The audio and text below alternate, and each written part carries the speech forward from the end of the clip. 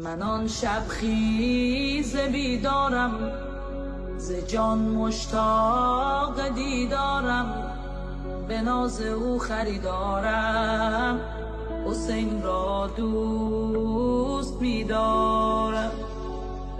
که او پرورده زهراست، حسین آزاد سرداره، کفن پوشان عاشورا، جهان تشنه، حسین سقا همه قطره، حسین دریا، حسین گل، من ولی خارم، حسین را دوست می‌دارم.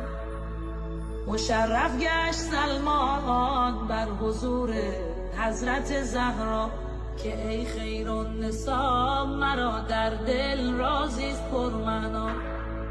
نمیدانم از چه بیتاب حسین است این دل شیدا، خدا میداند اسرارم، حسین را دوست می‌دارم.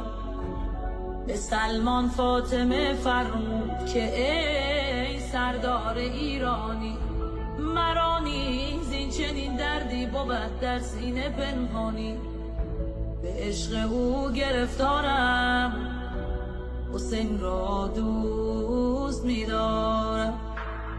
غرض زهرا و سلمان بر حضور مرتضی رفتند، محبان مشکل خود را بدان مشکل گشا گفتند، به جای چاره جویی از علی این جمله بشنفتند، منی که فخر ابرارم، حسین را دوست می‌دارم.